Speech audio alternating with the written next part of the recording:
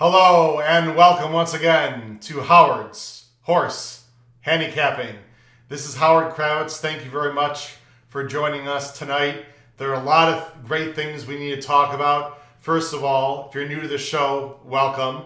And please make sure you go down below and you subscribe to my channel. And also please comment down below the video player for any comments about the show, things you really like, things you don't like at all about the show that you'd like to see improvements on. I'm very happy to be here tonight. We have a lot of things to discuss. The first thing I want to talk about is some very exciting news for Thursday. So on Thursday night, ladies and gentlemen, please join me, as you can see there, 8 p.m. Eastern Standard Time, 7 p.m. Central. We're going to have a live Zoom chat. Now, we did this last week.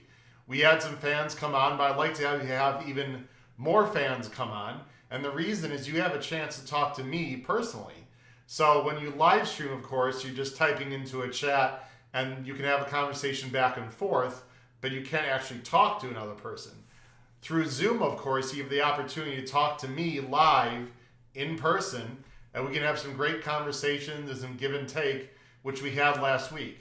So again, please make sure you join us next Thursday night. We're going to talk about an amazing day, as you can see, of racing. Gulfstream Park this Saturday. They've got 8 graded stakes, including the Grade 2 Fountain of Youth for restricted 3-year-olds, which is the prep for the Florida Derby.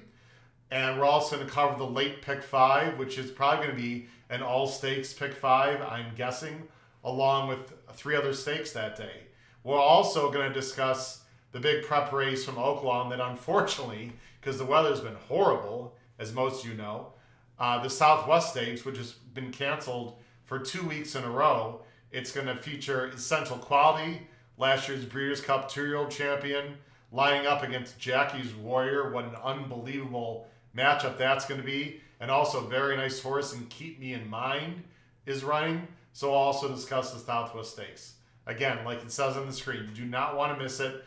I had a few people on Twitter and on my show ask me about Zoom. If you're not familiar with Zoom, it's free. All you have to go to zoom.us. Just go to the Zoom website. You can just type Zoom in the chat, on the search bar, and the basic plan is free.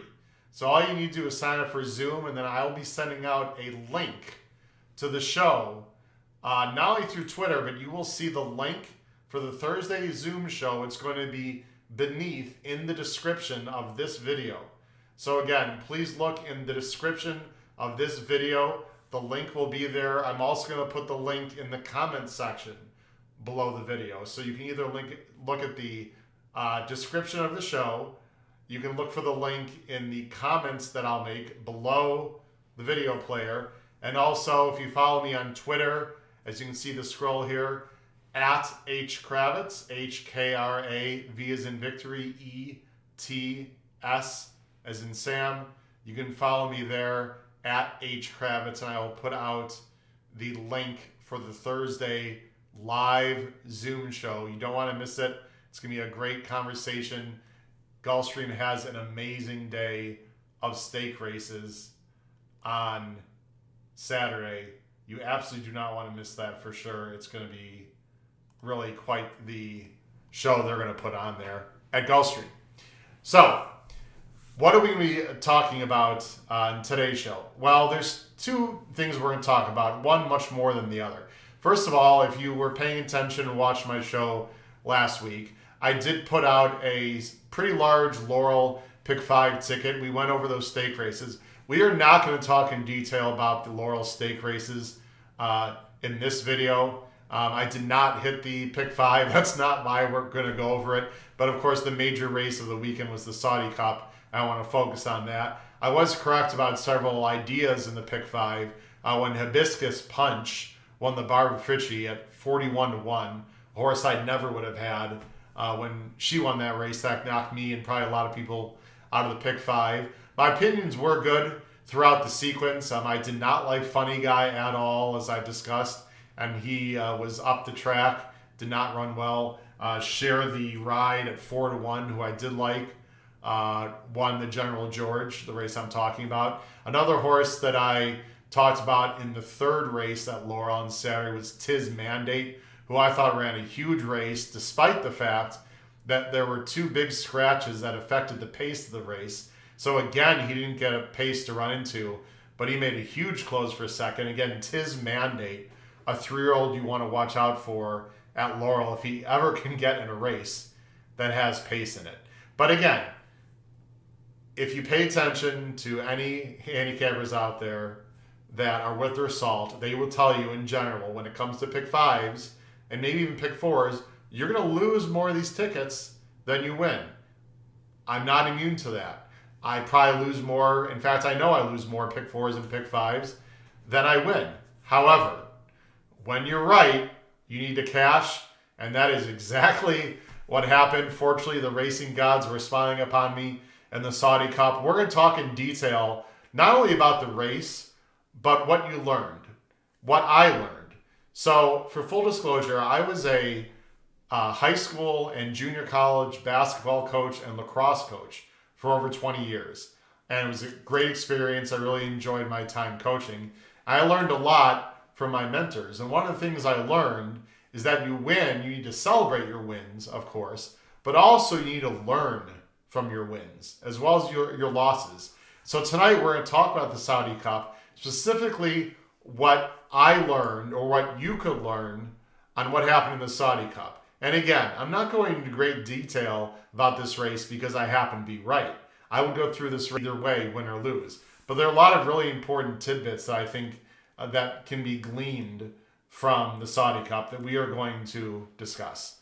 So let's go ahead and talk. We're going to watch the replay first of the 2021 Saudi Cup. And then I'm going to go into some detail about what I think you can glean from the Saudi Cup from handicapping perspectives and a lot of other avenues.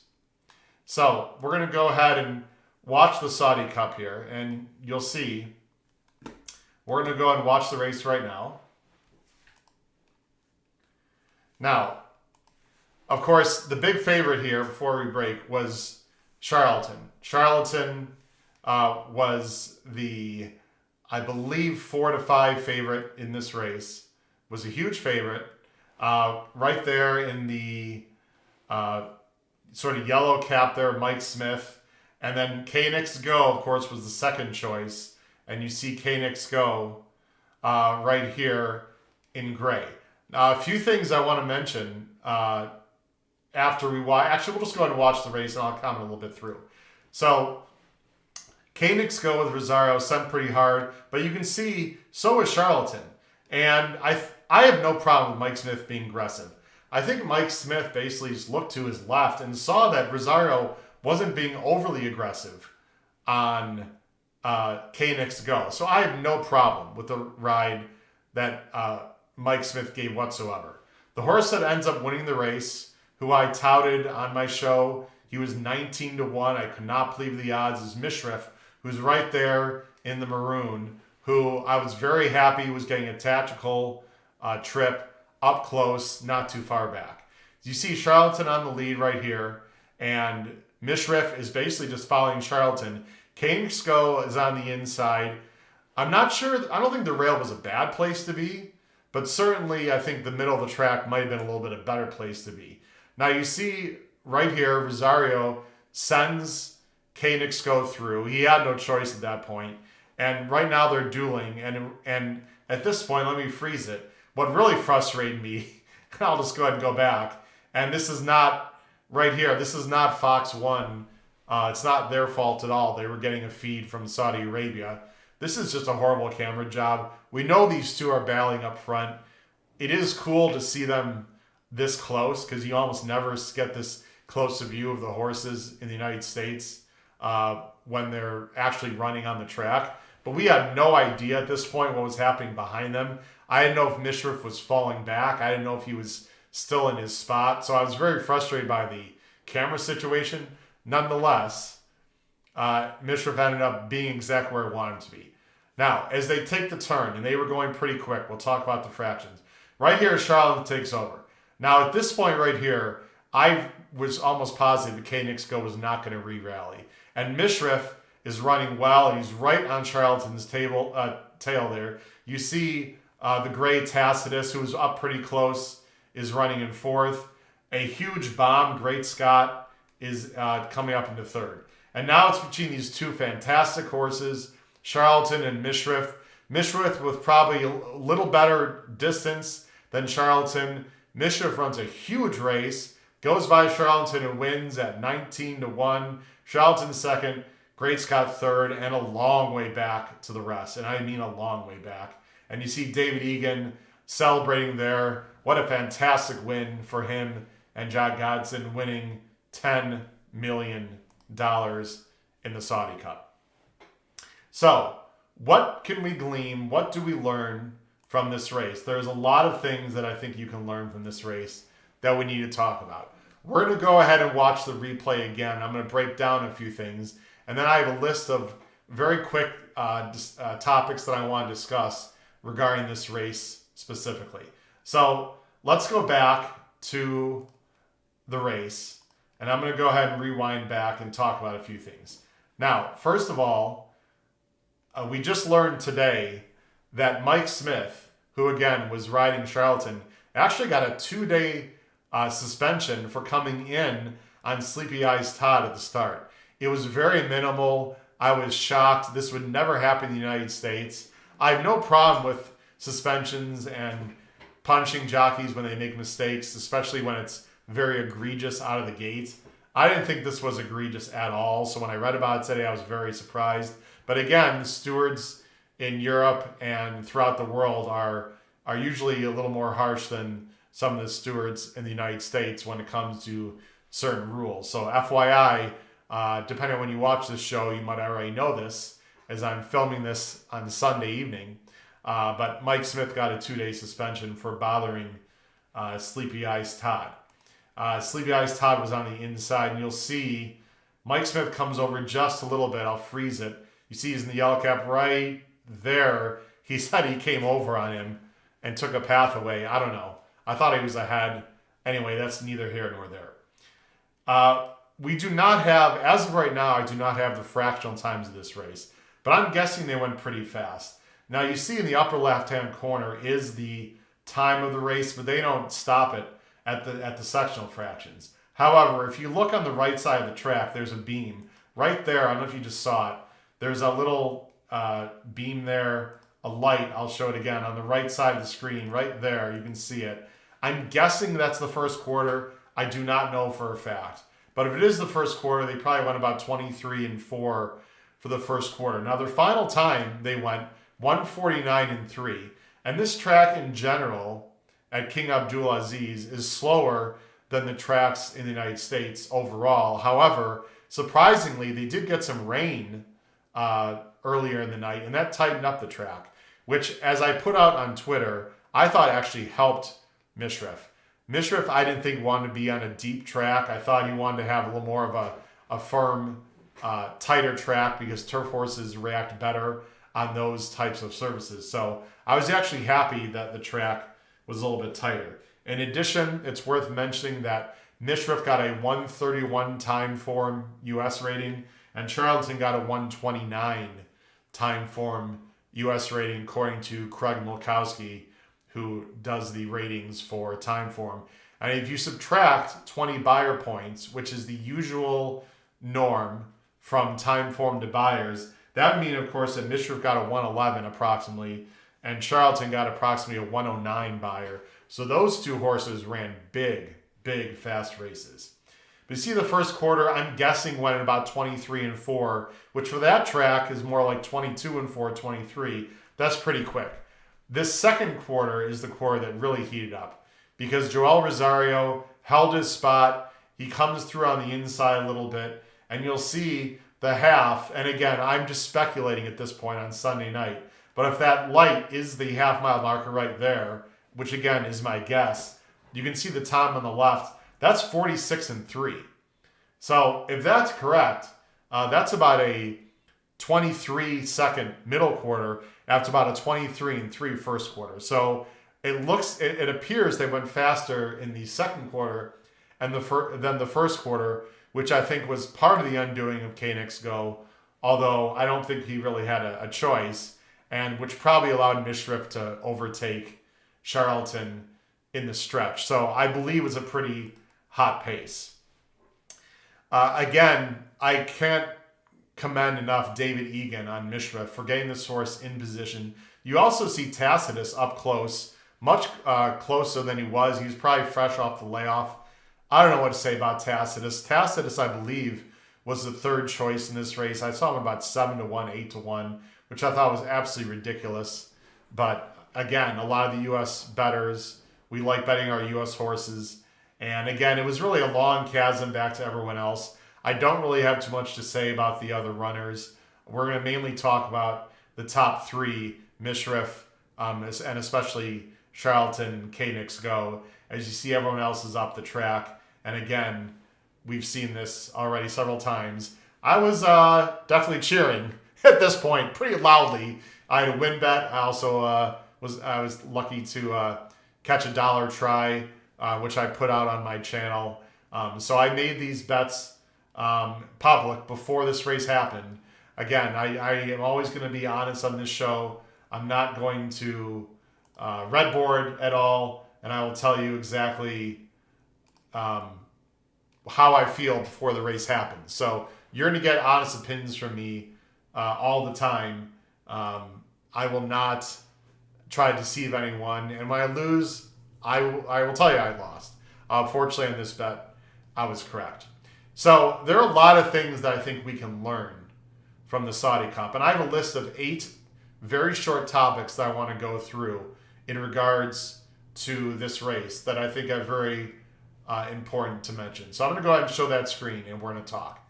So, by the way, I'm a full-time teacher, so I like to explain, and I like to make sure my students, in this case, that might be you out there, learn about circumstances, and in this case, the Saudi Cup 2021. So first of all, we'll take it topic by topic. What did we learn? Nexco needs a lead. I think we already knew that, but he's clearly, I saw Matt Bernier put a great point out on Twitter. He said, I think Nexco reminds me of Game on Dude. You know, he's Game on Dude 2.0. To me, Nexco also reminds me, of Serengeti Empress. These horses just need the lead, and when they don't get the lead, they fold. K Nexco is very talented. I did not like him in this spot. I put that out publicly on my show the week before, last week. There are reasons why I did not like K Nexco in this race. You can watch the video, and also I'm going to explain why tonight. But clearly, K Nexco needs a lead, and frankly, I think he needs a bit of a break. He's run 2 monster races before this with 108 buyers. This horse is very talented. Brad Cox is a fantastic trainer. I just didn't like this spot for him for reasons we'll talk about. Does Charlton want to go shorter? That's a tough question.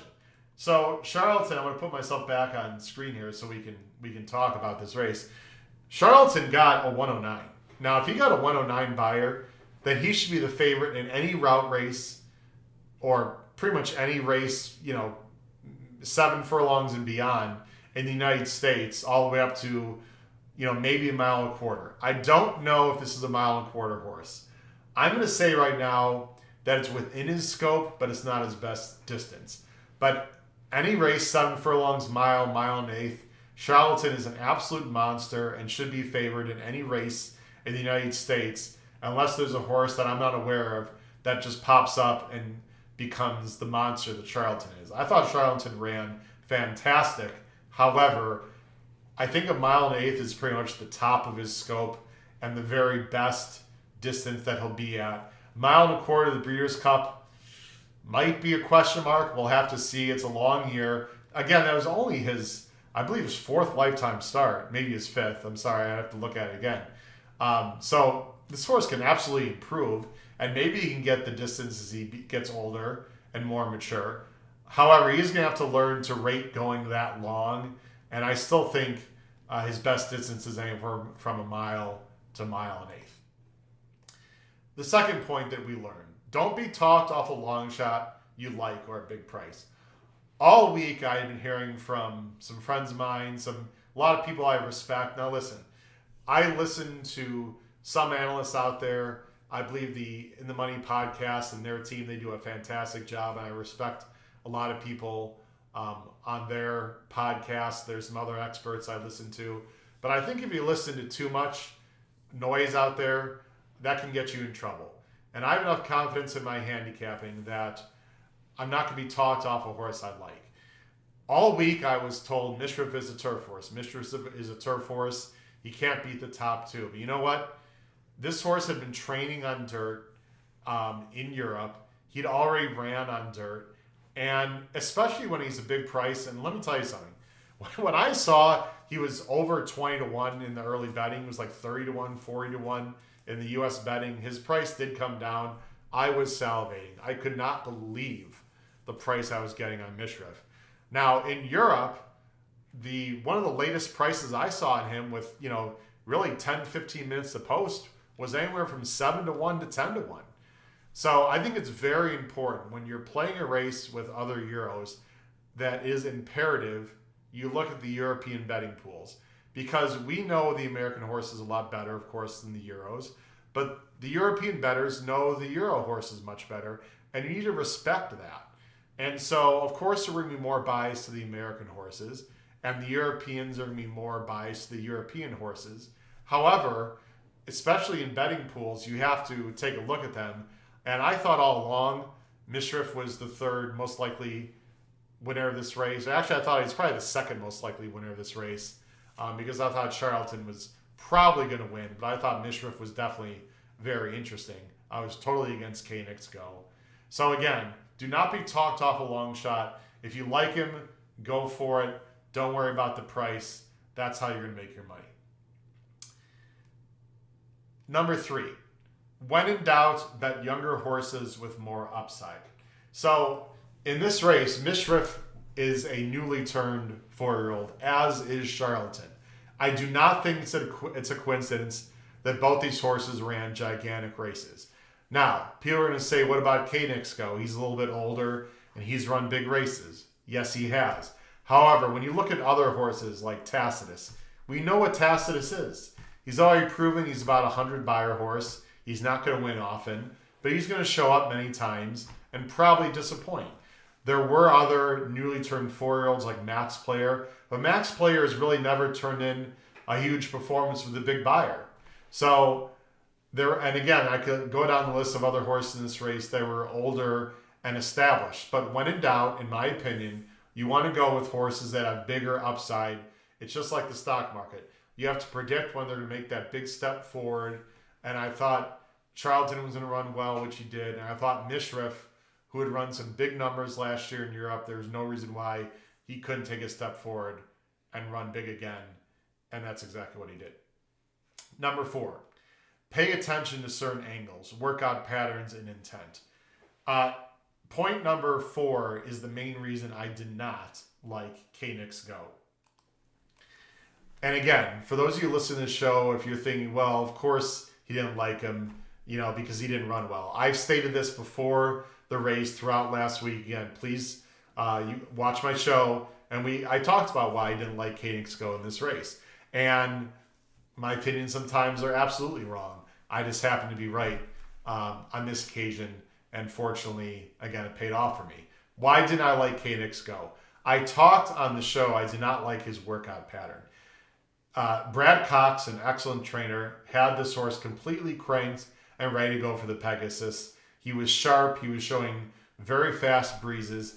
And then after the Pegasus, coming into this race was a little bit of an afterthought. They were not originally pointing K Nexco for the Saudi Cup. I do not usually like that situation. Again, I have full respect for Brad Cox. I don't blame him for going at all. I don't think it was a mistake. I just think this horse was cranked up for the Pegasus.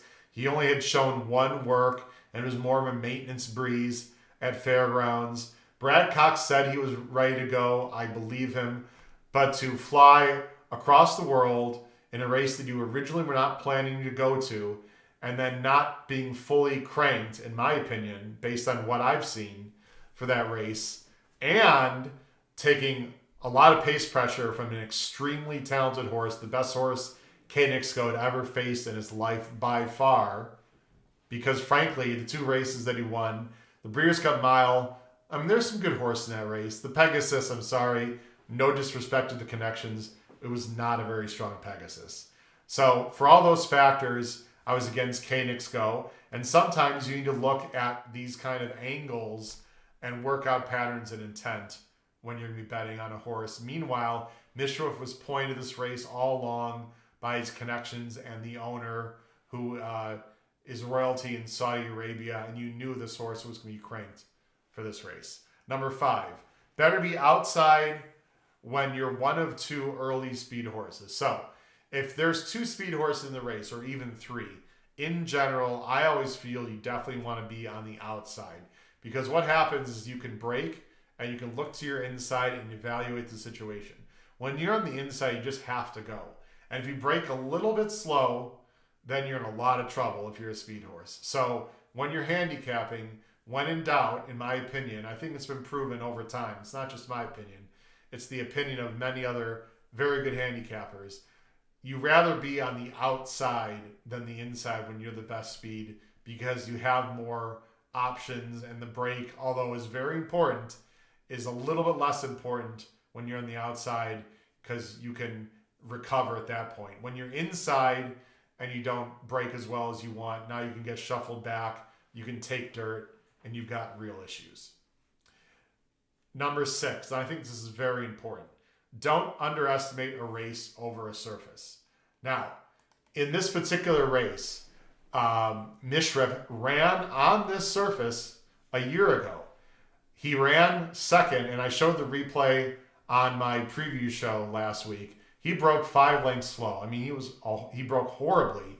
He was able to get himself into the race, took a lot of dirt, gained a ton of experience in that race, and finished second in the Saudi Derby. Now, he lost to a horse that really wasn't that great. I wouldn't say the field was outstanding.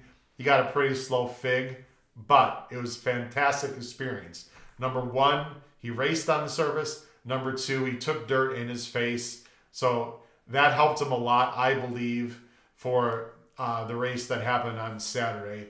And he got a feel for the surface. Now, all these other horses, certainly they worked over the surface the weekend of the race. Some maybe even had some breezes. But it's still not the same, in my opinion, as getting a full race at full speed over the surface. So I think that was a huge advantage to Mischief in that situation.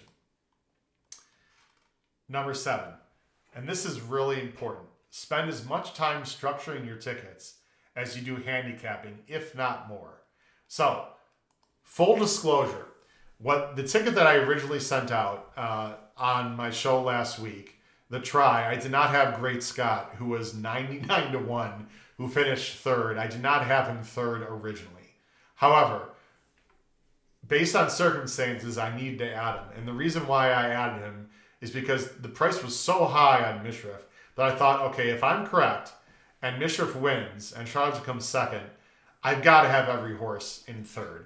And I had some people send some very nice comments to me on Twitter. He said, thank you, Howard. I did a dollar try or whatever increment, Mischief, Charlton, all. Folks, I did the same thing. I did press up also Mischief, Charlton with other horses that I didn't press up with the local horse that finished 3rd, at 99-1, Great Scott. But I did change my ticket slightly when I saw the price was so high in Mischief and realized, you know what? It's only going to cost you another $5 or $6. I mean, it's only going to cost you for a $1 try, $1 more to add a horse, right? So if you go Mischief to Charlton to another horse, that's $1. Every time you add a horse in 3rd only, it only costs you $1. And there's no way I was going to lose a big try without spending an extra $4, $5, $6. So again, you need to look at your tickets very carefully, especially in pick 5s or pick 4s or horizontal bets. But in this case, it was for a vertical bet, having to be a try. After you handicap a race, it is imperative, again, especially in horizontal bets, although in this case, this was a vertical bet, to look through your tickets and make sure you've covered the scenarios you want and make sure the dollar amount is worthwhile. And when I realized that I only had to spend a very small amount of money to add several horses, it was a complete no-brainer to do that. So it's very important you structure your tickets correctly so that you can hit that big score that everyone wants to get. And the very last thing that we learned from the Saudi Cup 2021, go with your gut. Listen, this sort of goes back to don't being talked off of a long shot. I hemmed and hawed a little bit earlier in the week but I needed to get more information on Mischief. I got more information from the trainer quotes. I saw some video of him breezing at the track. And again, my gut told me, just go for it. It would have made complete sense for Charlatan and K Nexco to finish, 1-2, one way or the other. And most people believe that. And I completely understand that. But the two main factors I had in this race was, number one, I do not like K Nexco. And number two, I love Mischief. And when you have a feeling, you just got to go for it. Of course, I've had feelings before and been completely wrong. Listen, that's horse racing. That's handicapping. Like I said, you're going to be wrong more than you're going to be right. Any honest handicapper will tell you that. But when you're right, you need to go for it, and you need to collect big when you are right. And fortunately, that's what happened for me. And so Saturday morning, needless to say, was a great morning for me in the horse racing world. Thank you, Connections of Mischief, John Godson, David Egan, Ryder. Great job. So, folks, that's all I have for today's show. I hope you enjoyed the recap of the Saudi Cup, and perhaps you learned some things that I talked about tonight. And again, very important, Thursday, look below the video player in the description and in my comments. I will have the link to our live Zoom chat coming this Thursday. We're going to go an hour earlier than last week. It's going to be 8 p.m. Eastern Standard Time, 7 p.m. Central Time, 5 o'clock on the West Coast. Please join me. All you need to do is sign up for Zoom. You can talk to me live. We're going to go through a fantastic, loaded stakes card at Gulfstream on Saturday, including the Fountain of Youth for 3-year-olds, the prep for the Florida Derby, and we'll also talk about the Southwest Stakes at Oaklawn. Thanks for joining me, everyone. I appreciate it. I look forward to seeing you on Thursday for a live Zoom chat. This is Howard Kravitz for Howard's Horse Handicapping. Thanks, and good night.